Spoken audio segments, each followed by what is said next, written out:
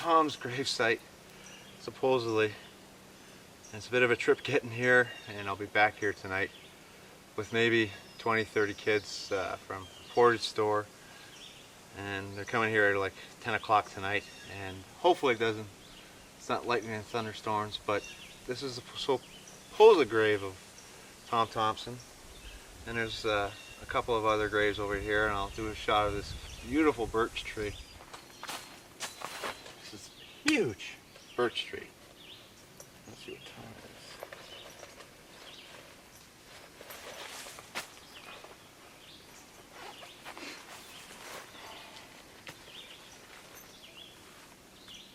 Okay, it's 12 noon, right on, no, 12:08 p.m. July 8th, Tom's anniversary. I hear some voices, but this is not a place it's not like Wonderland. There's no directions, it's hard to find, and as I was just told by a cottager down the lake, it's not a place that they want a lot of tourists. So this is maybe the closest you want to get to this, and maybe tonight will be interesting. But there's an inscription on this grave here, Canoe Lake, and Gilmore. Okay, remember, comrades, prepare thyself. And it's carvings and that. So, and the other one is Alexander Hayhurst, 1907 to 1915. My father, which.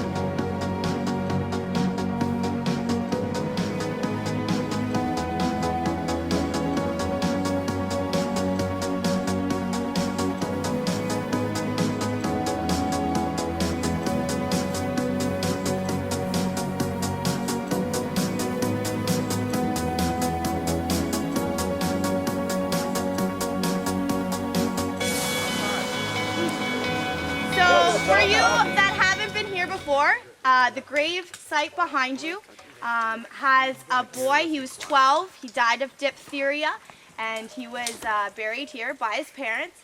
And when they buried him, they also planted that birch tree, which is behind you. And it's one of the biggest birch trees I think I've ever seen in my entire life. And beside there is a park ranger that also died. And if you go, you can actually go in there later and check it out. But you can barely see the engraving on it anymore. But it was pretty cool back then. For you that just walked up the path, when we walked down the road, that used to be the site for Moet. So the town of Moet that used to be here, that's where it was. Anyway, so we're gonna start our little story if you guys are cool. No. I need the flashlight because I can't see anything. Cheater!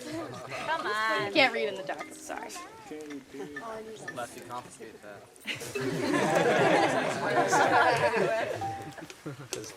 On the day we found Tom's body, we were paddling back from the Joe Lake portage. Dr. Hallam shouted at us from the Little Walk dock, saying he saw something rise up from the water. At first, we thought it was a dead loon, but as we approached, we knew it was Tom. We fastened his body and pulled it back to Big Wop Island. We left his body in the water to keep it preserved. We were to sleep there that night on the island with the body. I couldn't sleep that night. All I could hear was his body lapping against the shore. It was bone-chilling. I don't think I could close my eyes, for every time I did, I could see his waterlogged body. The coroner was supposed to come that night, and the next, but he never showed up. Dr. Howland ended up doing the inquisition, and at the time, he found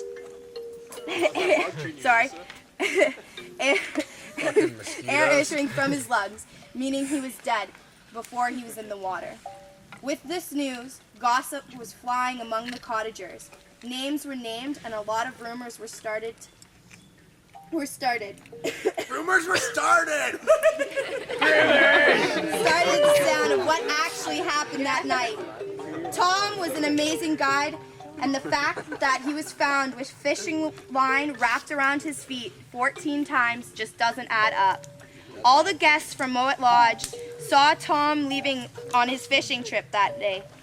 Then later, cottagers saw Martin Bletcher paddling out with his sister in the direction that Tom Thomson was headed only minutes. I don't believe what happened to Tom was an accident.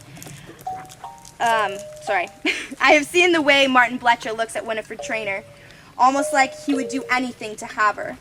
I believe Martin holds the truth of what happened to Tom that night on Canoe Lake. Last night was the big night. I was so excited I didn't even want to let Tom leave to go fishing, but he said he'd catch us a nice dinner, and I had no doubt. We were to have a small party and announce our engagement. We'd been keeping it a secret for so long. When he didn't come home last night, I was very upset. I thought he'd gotten cold feet and didn't want to go through with it, after all.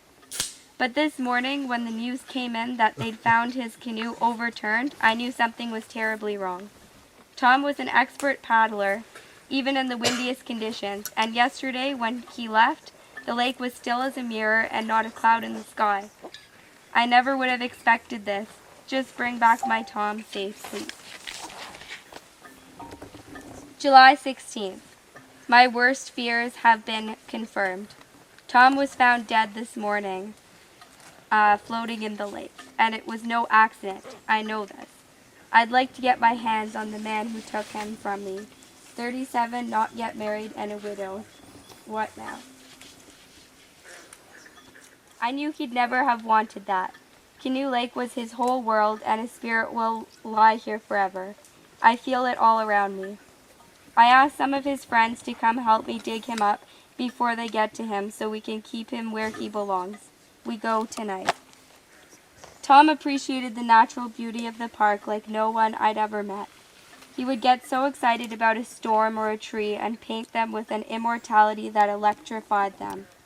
When I'd look at his landscapes, I'd see the places as if I was dreaming them, trying to remember what they look like in my imagination. They would transport me with their magic. I will miss him forever. So if we can please just have a moment of silence to remember Tom Thomson, as he was very famous and very big part of Canadian history. Cheers, guys. Cheers. Thumbs up.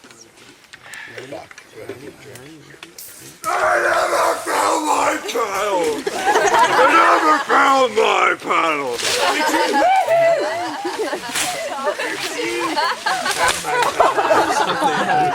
Where's my paddle? I want to go.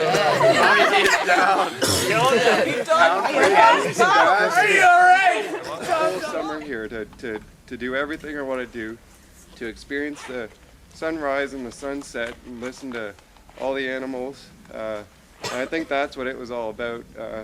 People really made him into this huge man, and you know, everyone loves his paintings now, and that's what he's left us. But everyone should appreciate this area, and I don't know. I love. Respect it, everyone. Yeah, Tommy respect T. it. Well said.